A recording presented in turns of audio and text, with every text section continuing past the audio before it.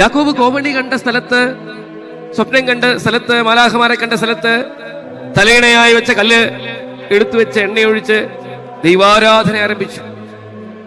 ദൈവം സ്വർഗവും ഭൂമിയുമായി എവിടെയൊക്കെ ഇടപെടാനായിട്ട് ആഗ്രഹിക്കുന്നുവോ ആ ഇടങ്ങളിലാണ് ദേവാലയങ്ങൾ ഉണ്ടാകുന്നത്. സുറിയാനി സഭയുടെ ദേവാലയം ഗോവേണി പോലെയാണ്. നിങ്ങൾ നോക്കിക്കേ, അവിടുത്തെ പടികൾ കയറി, നമ്മൾ പടികൾ കയറി കയറി കയറി ഇങ്ങനെ ഒരു ഗോവേണി പോലെയാണ്. സ്വർഗത്തോളം എത്തുന്ന ഒരു ഗോവണി.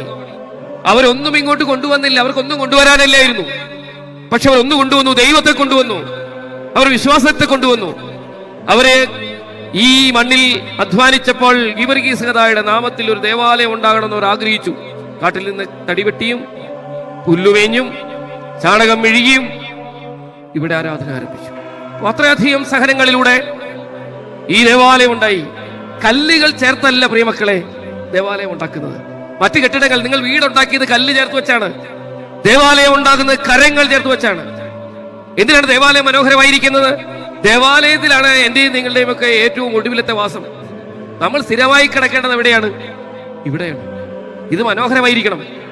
ഇതിന് കൊടുത്തവർ, ഇന്ന് അഭിനന്ദ തിരുവനന്തപുരം ഞാനും കൊറപ്പിസ്കോപ്പാച്ചനും ഒക്കെ അപ്പവീഞ്ഞുകൾ ക്രമീകരിക്കുമ്പോൾ ഒരുക്ക ശുശ്രൂഷയ്ക്ക് അപ്പവീഞ്ഞുകൾ ചങ്കോട് ചേർത്ത് വെച്ച് മറയിട്ടതിന് ശേഷം അകത്തിരുന്ന് ഇങ്ങനെ പ്രാർത്ഥിക്കും, ദൈവമേ, ഈ ദേവാലയത്തിന് വേണ്ടി അധ്വാനിച്ചവർ, ഈ സ്ഥല നിർമ്മാണത്തിൽ പങ്കാളികളായവർ, ഈ ദേവാലയത്തിന് കൊടുത്തവർ, എന്തിന്? അവസാനം പുരോഹിതൻ പറയുകയാണ്, ഈ ദേവാലയത്തിന് വേണ്ടി നല്ലത് ചിന്തിച്ചവരെ പോലും നീ അനുഗ്രഹിക്കണമെന്ന്. നല്ലത് ഓർത്താ മതി. പള്ളി നന്നാവണമെന്ന് ആഗ്രഹിച്ചവരെ പോലും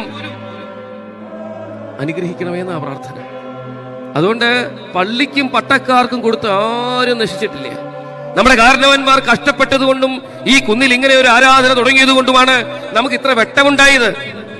നമ്മൾ ഓർക്കുക, 2-3 പേരുടെ എന്റെ നാമത്തിൽ എവിടെ കൂടിയാലും അവരുടെ മധ്യത്തിൽ ഞാനുണ്ടെന്ന് ക്രിസ്തു നമ്മളോട് ഓർമ്മപ്പെടുത്തി. നമ്മുടെ മനോഭാവം തീർച്ചയായിട്ടും ദേവാലയത്തിന്റെ നന്മയ്ക്ക് വേണ്ടി, സന്തോഷത്തിന് വേണ്ടി ആയിരിക്കണം. യെരൂശലേം ദേവാലയം സാധാരണ മനുഷ്യരിൽ നിന്ന് അകന്നുപോയി. വലിപ്പം കൊണ്ട്, പ്രവൃത്തി കൊണ്ട് അകന്നുപോയപ്പോൾ ദൈവം തമ്പുരാൻ ചാട്ടവാറെടുത്തു. ഈ മനോഹരമായ ഇടം, നമ്മുടെ പ്രാർത്ഥനകൾ ദൈവത്തിന് എത്രയോ വട്ടം നമ്മൾ ഇവിടെ കരഞ്ഞിട്ടുണ്ട്.